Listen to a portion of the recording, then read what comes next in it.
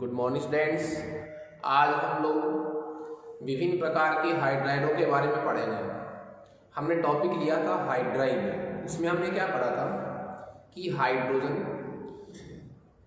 किसी अन्य तत्वों को, किसी अन्य किसको छोड़कर, वर्ग संख्या 18 की उत्कृष्ट गैसों को छोड़कर शेष लगभग सभी तत्वों से क्रिया करके द्विअंगी यौगिक बनाता है, जिसे हाइड्राइड कहा जाता है। हाइड्राइडों में जो हाइड्रोजन है वो मुख्य धातु परमाणु नहीं रहता है, संयुजता के साथ जुड़ा हुआ रहता है। तो हाइड्राइड की परिभाषा में क्या था?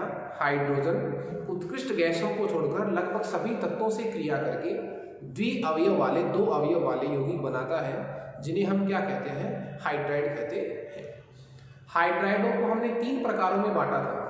पहला प्रकार था हमारा सहसंयोजी हाइड्राइड, दूसरा प्रकार हमारा है आयनिक हाइड्राइड और तीसरा प्रकार हमारा है धात्विक हाइड्राइड।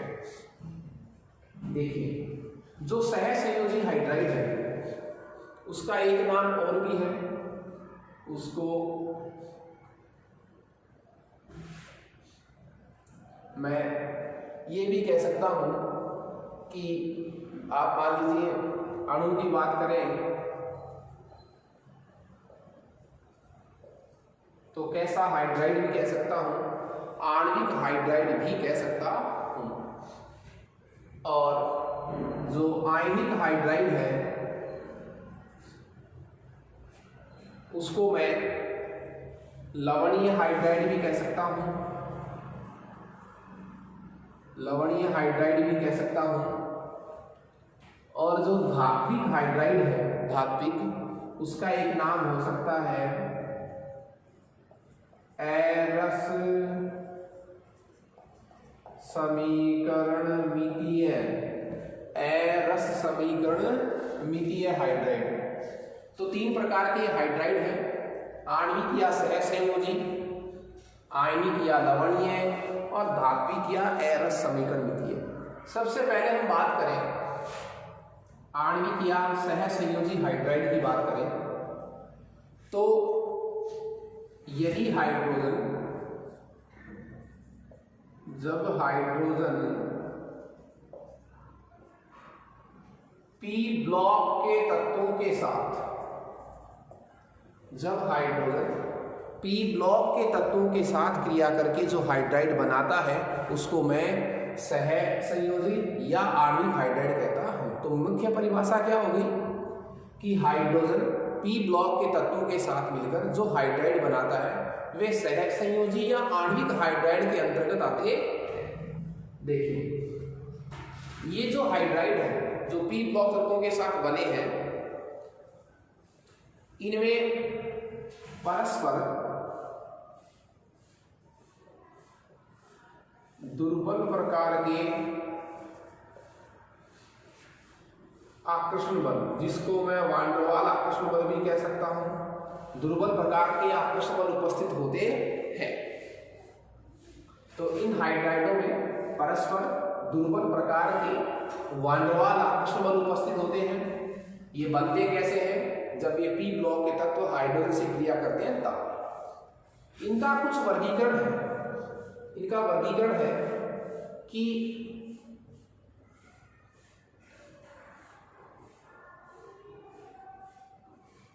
और वर्गीकरण का जो आधार है वो क्या है?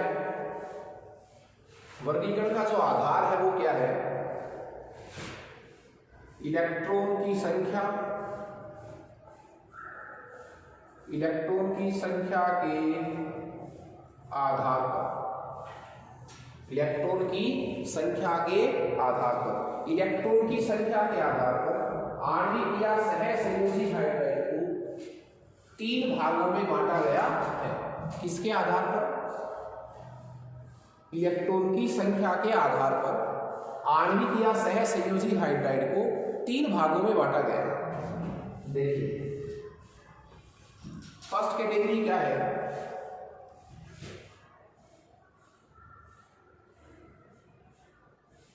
इलेक्ट्रॉन न्यून हाइड्राइड, इलेक्ट्रॉन न्यून हाइड्राइड। दूसरा हमारे पास है इलेक्ट्रॉन परिशुद्ध हाइड्राइड।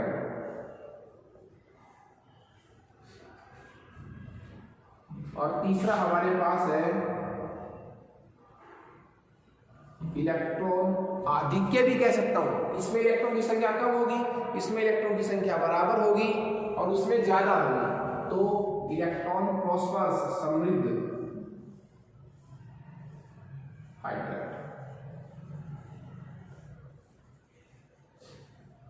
ये तीन प्रकार हो गए साहब। तो आणविक और सहसंयोजी हाइड्राइड के तीन प्रकार हो गए, इलेक्ट्रॉन न्यून हाइड्राइड, इलेक्ट्रॉन परिशुद्ध हाइड्राइड, इलेक्ट्रॉन समृद्ध हाइड्राइड। अब देखिए ये वर्गीकरण किसका था? सहसंयोजी या आणविक हाइड्राइड का था। किस आधार पर था? इलेक्ट्रॉन की संख्या के आधार पर, इलेक्ट्रॉन की संख्या के आधार पर। तो इलेक्ट्रॉन की संख्या देखिए, ये वो हाइड्राइड है जिनमें इलेक्ट्रॉन की संख्या क्या है? कम है। किसके लिए कम है? अष्टक निर्माण हेतु कम है। अष्टक निर्माण हेतु इलेक्ट्रॉन क्या है जिसमें कम है? जिनमें केंद्रीय परमाणु का अष्टक पूरा नहीं हो रहा। तो अष्टक निर्माण के लिए इलेक्ट्रॉन कम है, मतलब लुईस संरचना हेतु इलेक्ट्रॉन क्या पढ़ रहे हैं? कम पढ़ रहे हैं। इलेक्ट्रॉन की संख्या क्या है? कम है। और इनमें इलेक्ट्रॉन की संख्या कम है अष्टक निर्माण के लिए, इसलिए ये जो है वो एक प्रकार की किसकी तरह काम करते हैं? लुईस अम्ल की तरह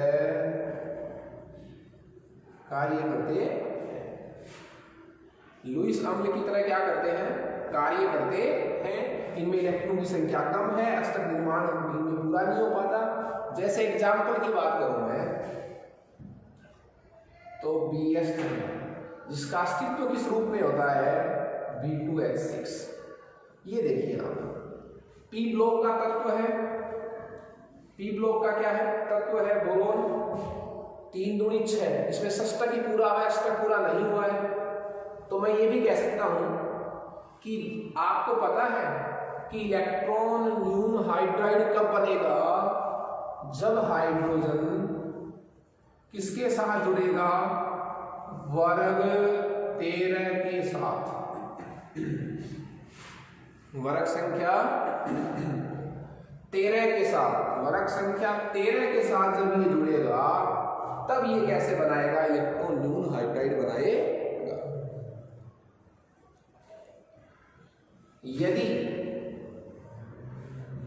यदि हाइड्रोजन जो है,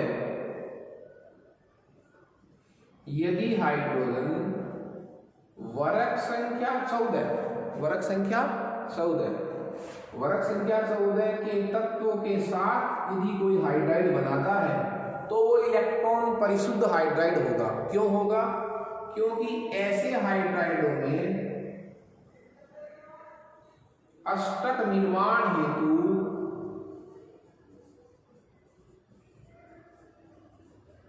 पर्याप्त इलेक्ट्रॉन होते हैं। अष्टक निर्माण हेतु क्या होते हैं? पर्याप्त इलेक्ट्रॉन होते हैं। अष्टक निर्माण हेतु क्या होते हैं? पर्याप्त इलेक्ट्रॉन होते हैं। लुईस संरचना आराम से लिखी जा सकती है, इलेक्ट्रॉन की संख्या कम नहीं होती है, तो इनको क्या नाम दिया गया? इलेक्ट्रॉन परिशुद्ध हाइड्राइड। वे हाइड्राइड जिनका निर्माण हाइड्रोजन तथा वर्ग 14 के तत्वों से मिलकर बना होता है। इनमें अष्टक निर्माण हेतु इलेक्ट्रॉन की संख्या पर्याप्त होती है। वर्ग 14 की बात करूं तो मैं देखिए CH4 सिलिकॉन ले सकते हैं, SiH4, 4 दूनी 8। अष्टक निर्माण के लिए 8 इलेक्ट्रॉन चाहिए, इसमें पर्याप्त है। तीसरी जो कैटेगरी थी वो है इलेक्ट्रॉन समृद्ध हाइड्राइड। जब हाइड्रोजन वर्ग संख्या 16, वर्ग संख्या 17, वर्ग संख्या 15, जब हाइड्रोजन वर्ग संख्या 16, वर्ग संख्या 17 के तत्वों से के तत्वों से क्रिया करता है तो बनने वाले हाइड्राइड क्या कहलाते हैं? इलेक्ट्रॉन समृद्ध हाइड्राइड। क्लियर है? देखिए, इलेक्ट्रॉन जो समृद्ध हाइड्राइड है इनमें क्या होता है? हाइड्रोजन वर्ग संख्या 16, 17 और 15 इनसे क्रिया करेगा तो बनने वाले हाइड्राइड क्या कहलाएंगे? इलेक्ट्रॉन समृद्ध हाइड्राइड कहलाएंगे। क्यों? क्योंकि इनमें इलेक्ट्रॉन की संख्या अधिक होती है। किसके लिए अधिक होती है? इसमें इलेक्ट्रॉन की संख्या जो है वो लुईस संरचना लिखने के लिए अधिक होती है। अष्टक निर्माण के लिए जितने इलेक्ट्रॉन चाहिए 8 इलेक्ट्रॉन, उससे अधिक इलेक्ट्रॉन होते हैं केंद्रीय परमाणु पर, एकाकी इलेक्ट्रॉन युग्म उपस्थित होता है। तो ये लुईस क्षार की तरह कार्य करते हैं। जबकि इलेक्ट्रॉन न्यून जो हाइड्राइड है वो लुईस अम्ल की तरह व्यवहार करते हैं। ग्राही प्रवृत्ति होती इनमें इलेक्ट्रॉन की जो संख्या है वो क्या होती है? अष्टक निर्माण से अधिक होती है। इलेक्ट्रॉन की जो संख्या है वो अष्टक निर्माण से क्या होती है? अधिक होती है। और इसलिए इन हाइड्राइडों की कैसी प्रकृति होती है? इलेक्ट्रॉन देने की प्रकृति होती है साहब, दाता प्रकृति होती है, डोनर नेचर होती है, दाता प्रकृति होती है। इसलिए ये किसकी तरह बिहेव करते हैं? लुईस क्षार की तरह, लुईस क्षार की तरह। तो लुईस क्षार की तरह ये क्या करते हैं? व्यवहार करते हैं। इसके एग्जाम्पल की बात करूं, मैं वर्ग 15 की बात करूं तो PS3, वर्ग 16 में यदि कोई तत्व लूं ऑक्सीजन तो H2O, वर्ग 17 की बात करें तो इसमें क्या होगा? अब जब मैं वर्ग किसकी बात कर रहा हूं? 17 की बात कर रहा हूं। वर्ग किसकी बात कर रहा हूं? 17 की। तो सबसे पहले तत्व कौन है? फ्लोरीन है, तो HF। ये सब लुईस क्षार की भांति व्यवहार क्यों करते हैं? क्योंकि इनमें केंद्रीय धातु, केंद्रीय परमाणु पर एकाकी इलेक्ट्रॉन युग्म भी उपस्थित होता है। फ्लोरीन पर 3 एकाकी इलेक्ट्रॉन युग्म उपस्थित है, फास्फोरस पर 1 एकाकी इलेक्ट्रॉन युग्म उपस्थित है। तो ये थे, ये वर्गीकरण हमने पढ़ा है कौन से हाइड्राइडों का? सहसंयोजी हाइड्राइडों का। सहसंयोजी हाइड्राइड को मैं एक बार फिर से रिपीट कर रहा हूं। इनका एक दूसरा नाम क्या है? आणविक हाइड्राइड है। जब हाइड्रोजन p ब्लॉक के तत्वों के साथ जुड़ता है तो बनने वाले हाइड्राइड जो है वो क्या कहलाते हैं? सहसंयोजी या आणविक। इनमें दुर्बल प्रकार के आकर्षण बल उपस्थित होते हैं। इन हाइड्राइडों का हम वर्गीकरण कर सकते हैं। कौन से हाइड्राइडों का? हम कर रहे हैं वर्गीकरण सहसंयोजी हाइड्राइड पर। इलेक्ट्रॉन की संख्या के आधार पर तो 3 प्रकार इसमें हुए। इलेक्ट्रॉन न्यून, जिसमें अष्टक निर्माण के लिए भी इलेक्ट्रॉन कम होते हैं। ऐसे हाइड्राइड कब बनेंगे? जब वो वर्ग 13 के साथ जुड़ेगा। वर्ग 14 की तत्व के साथ यदि हाइड्रोजन हाइड्राइड बना रहा है तो वो परिशुद्ध बनेगा, उसमें बराबर इलेक्ट्रॉन होंगे अष्टक निर्माण के लिए। और जब हाइड्रोजन 15, 16 और 17 वर्ग के तत्वों के साथ हाइड्राइड बनाएगा तो बनने वाले हाइड्राइड क्या कहलाएंगे? इलेक्ट्रॉन समृद्ध हाइड्राइड, जिनमें अष्टक निर्माण से भी ज्यादा इलेक्ट्रॉन आपको मिलेंगे। तो ये लुईस क्षार की भांति व्यवहार करते हैं, लुईस अम्ल की भांति व्यवहार करते हैं। ये 3 प्रकार थे सहसंयोजी के। आप देखिए तीनों ही प्रकारों में वर्ग 13 है, वर्ग 14 है और वर्ग 15, 16, 17, मतलब तीनों ही हाइड्राइडों में hydrogen at last p block के तत्व के साथ ऐड हो रहा है। तो हाइड्रोजन जब p ब्लॉक के तत्व के साथ ऐड होता है तो बनने वाले हाइड्राइड जो है वो क्या कहलाते हैं? सहसंयोजी या आणविक हाइड्राइड।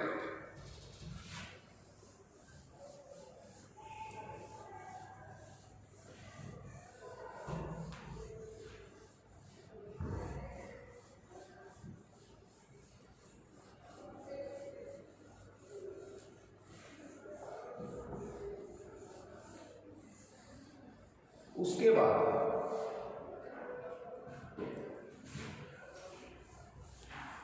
हम बात करेंगे आयनिक हाइड्राइडों के बारे में। सेकंड नंबर हमारा जो था वो था आयनिक हाइड्राइड। आयनिक का एक दूसरा नाम भी है लवणीय हाइड्राइड। देखिए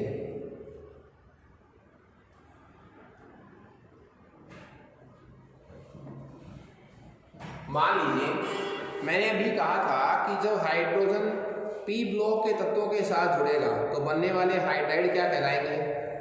सहसंयोजी हाइड्राइड। क्या कहलाएंगे? सहसंयोजी हाइड्राइड। तो अब मैं जब चूंकि बात किसकी कर रहा हूं, कैपिटल बी हमारा टॉपिक क्या है? वो है आयनिक या लवणीय, आयनिक या लवणीय हाइड्राइड। देखिए जब हाइड्रोजन पी ब्लॉक के साथ जुड़ेगा तब तो क्या होंगे? सहसंयोजी बनेंगे। जब हाइड्रोजन एस ब्लॉक के तत्व के साथ जुड़ेगा, क्या जुड़ेगा? एस ब्लॉक तत्वों के साथ जुड़ेगा तो बनने वाले हाइड्राइड जो है वो क्या कहलाएंगे? आयनिक। क्या कहलाएंगे? आयनिक। ठीक है, इनकी प्रकृति लवणीय होती है तो इनका एक नाम और क्या निकाल दिया? लवणीय प्रकृति। ओके, देखिए तो मैं कुछ बात करूं इनके बारे में।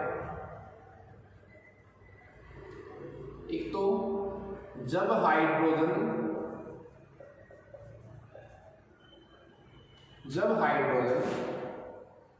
एस ब्लॉक तत्वों के साथ ऐड हो, इसके साथ ऐड हो, जब हाइड्रोजन एस ब्लॉक तत्वों के साथ मिलकर हाइड्राइड बनाए तो वो हाइड्राइड क्या कहलाते हैं? आयनिक या लवणीय। और एस ब्लॉक तत्वों में आपको पता है वर्ग संख्या 1 जिनको मैं क्या कहता हूं? क्षार धातु प्लस क्षारीय मृदा धातु, क्षार धातु प्लस बोलो क्षारीय मृदा धातु,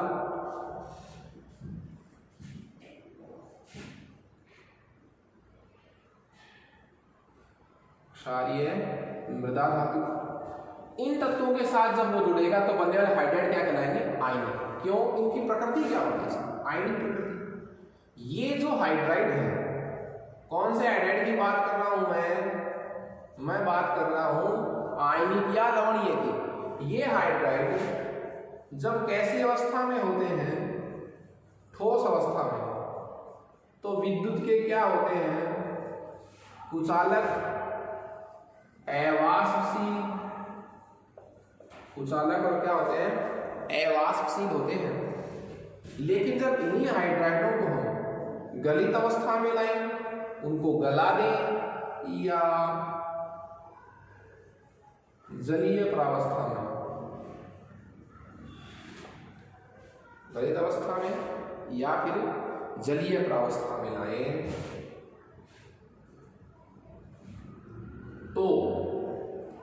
तो ये किसमें पृथक हो जाते हैं?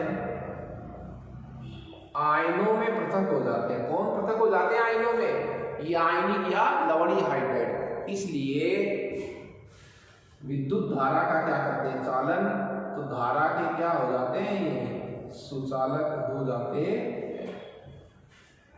तो आयनिक या लवणीय हाइड्राइड की बात करूं तो जब हाइड्रोजन एस ब्लॉक तत्वों के साथ जुड़कर हाइड्राइड बनाता है वो आयनिक या लवणीय हाइड्राइड होते हैं। एस ब्लॉक तत्वों में क्षार धातु है, क्षारीय मृदा धातु है, ठीक है। और इन हाइड्राइडों में ठोस अवस्था में विद्युत के कुचालक होते हैं, लेकिन गलित या जलीय प्रावस्था में जो है वो आयनों में पृथक हो जाते हैं, इसलिए धारा के क्या बन जाते हैं? सुचालक बन जाते हैं। इनके क्वथनांक और जो गलनांक क्वथनांक है वो भी क्या होते हैं? उच्च होते हैं। तीसरी बात करें यदि अपन, हमारे पास है धात्विक हाइड्राइड या अंतराकाशी भी कह सकता हूं, एरस समीकरणमितीय भी कह सकता हूं। जो आयनिक हाइड्राइड, ये हाइड्राइड तो हमारे पास रस समीकरणमितीय है, स्टाइकियोमेट्रिक है, लेकिन जो धात्विक हाइड्राइड है वो हमारे पास नॉन स्टाइकियोमेट्रिक है, एरस समीकरणमितीय हाइड्राइड है।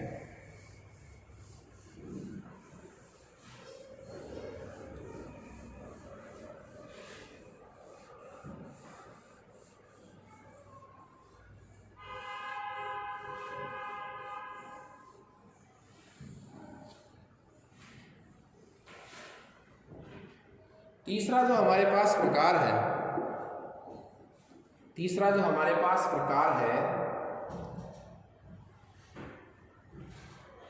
वो है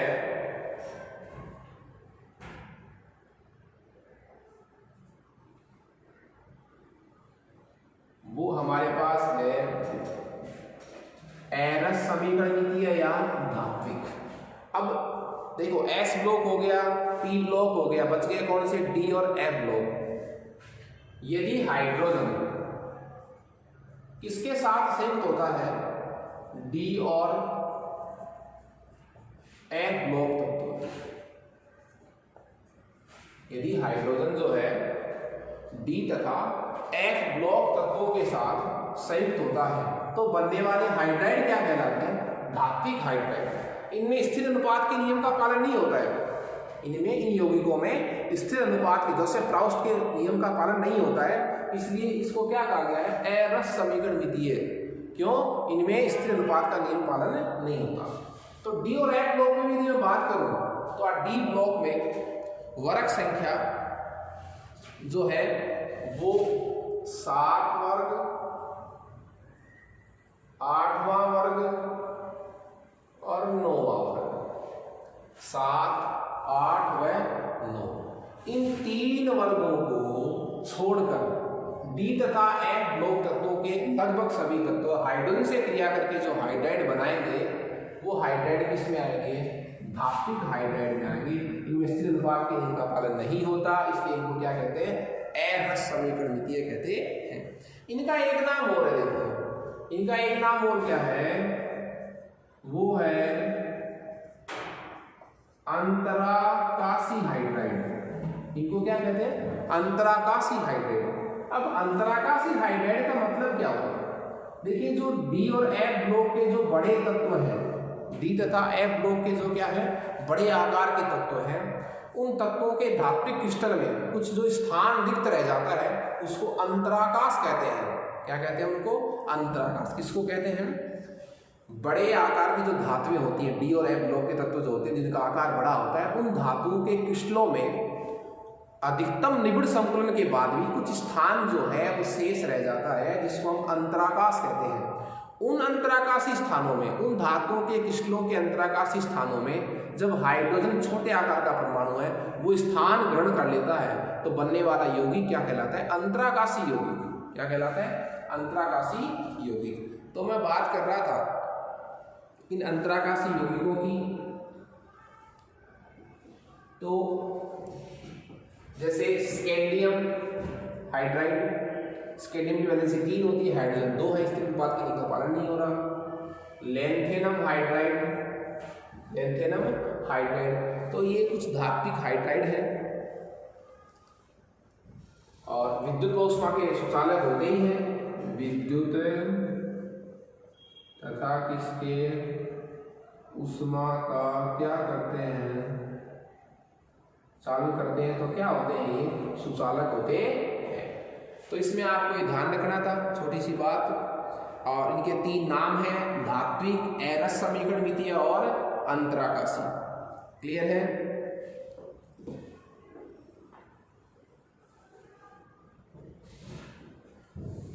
तो ये हाइड्रोजन का एक महत्वपूर्ण यौगिक था जिसको मैंने हाइड्राइड की संज्ञा दी थी।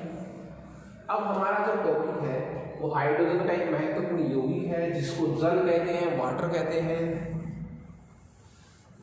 जल के बिना जीवन जो है वो असंभव है, ये कहावत आपने सुनी होगी, जल ही जीवन है। देखिए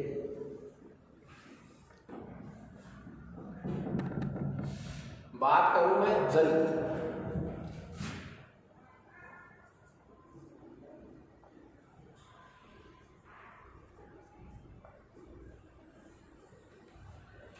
बात किसकी करूं, जल की।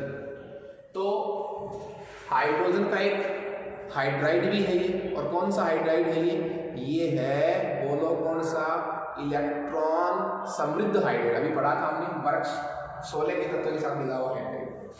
तो सामान्य परिचय की बात करें, जल के सामान्य परिचय की बात करें अपन, तो जल का सूत्र तो क्या है, अणुसूत्र है H2O। मानव शरीर जो है, मानव जो शरीर है उसका 60 से 70% जो पार्ट होता है वो क्या होता है, जल होता है। 60 से 70% जो हिस्सा होता है वो क्या होता है इसका, बोलिए, जल होता है। जल एक सार्वत्रिक विलायक है, यूनिवर्सल सॉल्वेंट है, सार्वत्रिक। जल एक क्या है, सार्वत्रिक विलायक है। और इसके यदि मैं स्पेशलिटी की बात करूं, इसके भौतिक गुणों की बात करूं, इसके किसकी बात करूं, भौतिक गुणों की। तो देखिए भौतिक गुणों की जब मैं बात करूंगा तो कमरे के ताप पर जल रंगहीन, गंधहीन तथा स्वादहीन द्रव होता है। रंगहीन, गंधहीन तथा स्वादहीन द्रव होता है। एक उत्तम विलायक होता है और इसकी ऊष्माधारिता, इसकी वाष्पन ऊर्जा, इसकी गुप्त ऊष्मा बहुत अधिक होती है। इसका क्वथनांक अधिक होता है। क्यों? क्योंकि जल के अणुओं में परस्पर हाइड्रोजन बंध होता है। जल में क्या पाया जाता है, परस्पर अणुओं में हाइड्रोजन बॉन्ड पाया जाता है। और हाइड्रोजन बॉन्ड पाया जाता है इसलिए इसका जो क्वथनांक है, बॉइलिंग पॉइंट है, वो क्या होता है, अधिक होता है। तो उच्च क्वथनांक, उच्च ऊष्माधारिता, उच्च गलन ऊष्मा, उच्च वाष्पन ऊर्जा, हाइड्रोजन बंध की उपस्थिति के कारण यह प्राणियों मतलब सजीवों में इनकी वातावरणीय ताप और शरीर के ताप को नॉर्मल बनाए रखता है। ये इसमें क्या होती है, कैपेसिटी होती है। जल एक सार्वत्रिक विलायक है, एक उत्तम विलायक है, ध्रुवीय प्रकृति का माना जाता है। बात करें इसकी संरचना की, जल की संरचना की बात करें, देखिए H2O देखिए आप, सेंट्रल एटम कौन है, ऑक्सीजन। बायतन कोष में 6 इलेक्ट्रॉन, 2 तो काम में आ गए। तो बॉन्ड पेयर तो कितने हो गए साहब, 2। बॉन्ड पेयर कितने हो गए, 2 प्लस लोन पेयर देखो साहब, बायतन कोष में 6 इलेक्ट्रॉन, 2 काम में आ गए, बच गए कितने, 4। 4 के पेयर कितने बढ़ गए, 2। 2 प्लस 2 टोटल कितने हो गए, 4। तो संकरण हो गया इसका sp3। तो जल की संरचना में ऑक्सीजन का जो संकरण है वो कैसा है, sp3। अब sp3 संकरण का मतलब क्या हुआ, ऑक्सीजन का संकरण कैसा आया, sp3। sp3 का मतलब क्या हुआ, 4 कक्षक हो गए साहब ऑक्सीजन के पास। और 4 कक्षक की सबसे अच्छी व्यवस्था क्या हो सकती है, VCPR थ्योरी के अकॉर्डिंग चतुष्फलक है, 1 2 3 4। कहीं कोई दिक्कत नहीं है। ये 4 sp3 संकृत कक्षक है किसके, ऑक्सीजन के। 2 पास तो आपको क्या जोड़ना है, हाइड्रोजन। हाइड्रोजन कैसा कक्षक लेकर आएगा, S कक्षक लेकर आएगा। ये हाइड्रोजन का सिग्मा बॉन्ड, ये भी आपके पास क्या हो गया, हाइड्रोजन का सिग्मा बॉन्ड। यहाँ 2 क्या है साहब, लोन पेयर है। तो 2 लोन पेयर हो गए और 2 आपके पास क्या हो गए, बॉन्ड पेयर। अब VCPR थ्योरी क्या कहती है कि लोन पेयर के मध्य रिपल्सन बहुत ज्यादा होता है, प्रतिकर्षण बहुत ज्यादा होता है। इसलिए यदि यौगिक को आपको स्थायित्व प्रदान करना है, यौगिक को क्या प्रदान करना है, आपको स्थायित्व प्रदान करना है, तो आप लोन पेयर को दूर रखिए और बॉन्ड पेयर को आप पास रख सकते हैं, क्योंकि उनके बीच रिपल्सन होता है, प्रतिकर्षण जो होता है वो न्यूनतम होता है।